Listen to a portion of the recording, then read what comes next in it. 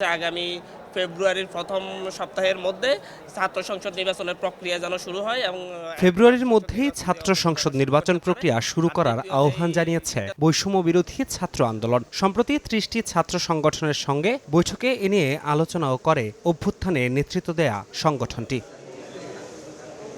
তবে ফেব্রুয়ারিতেই নির্বাচন নিয়ে একমত নয় ছাত্র সংগঠনগুলো। জাতীয়তাবাদী ছাত্রদল মনে করে তড়িঘড়ি নির্বাচন হলে বিশেষ একটি গোষ্ঠী সুবিধা পাবে।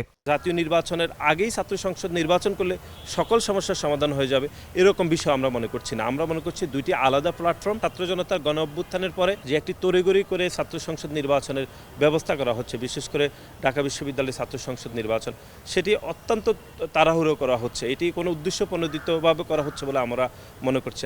বাম ছাত্র সংগঠনগুলো বলছে ছাত্র সংসদ নির্বাচনের আগে প্রয়োজন নির্বাচন প্রক্রিয়া সংস্কার, তবে তা হতে হবে জাতীয় নির্বাচনের আগেই। বিশেষত 4টা বিশ্ববিদ্যালয় যেটা 73-এর অধ্যাদেশ দ্বারা পরিচালিত হয়, ফলে এই 73-এর অধ্যাদেশের কি পরিবর্তন দরকার, এই বিষয়ে একটি স্পষ্টভাবে কাজ করার জন্য একটা কমিশন গঠন করা দরকার। যে কমিশনে ছাত্র সংগঠনের নেতৃবৃন্দকে যুক্ত করা দরকার। বিশ্ববিদ্যালয়ে কখন ছাত্র সংসদ নির্বাচন হবে সেইটার সিদ্ধান্ত বিশ্ববিদ্যালয় প্রশাসনের নিতে হবে। অন্যরা যখন ধরেন আমি যদি সরকারে বসে আমার সুবিধাজনক সময়ে ছাত্র সংসদ নির্বাচন করি, আরেকজন বসে তার সুবিধা মতো সময়ে ছাত্র সংসদ নির্বাচন করে, তাইলে কিন্তু এখানে কোনো লেভেল প্লেইং ফিল্ড তৈরি হয় না। শিক্ষার পরিবেশ ব্যাক করানোর পরেই আসলে ছাত্র সংসদ নির্বাচন হইতে হবে। সেটা 2 মাসের মধ্যে সম্ভব বলে আমরা মনে করি না।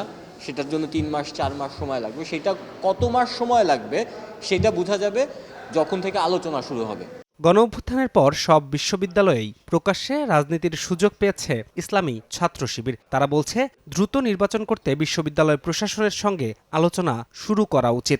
কোনো একটা নির্বাচিত সরকার আসে, সেই সরকার ব্যবস্থা তারা যে নির্বাচনগুলো দেন সেক্ষেত্রে তাদের দলীয় একটা হস্তক্ষেপ থাকে।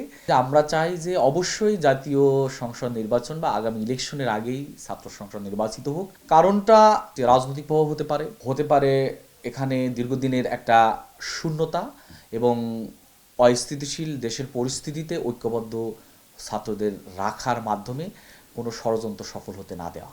সবশেষ ঢাকা বিশ্ববিদ্যালয় ছাত্র সংসদ ডাকসু নির্বাচন হয় 2019 সালে। আর অন্যান্য বিশ্ববিদ্যালয় ও মহাবিদ্যালয়ে 2 দশকেরও বেশি সময় ধরে বন্ধ আছে ছাত্র সংসদ নির্বাচন। ধ্রুব ব্যানার্জি, সময় সংবাদ, ঢাকা।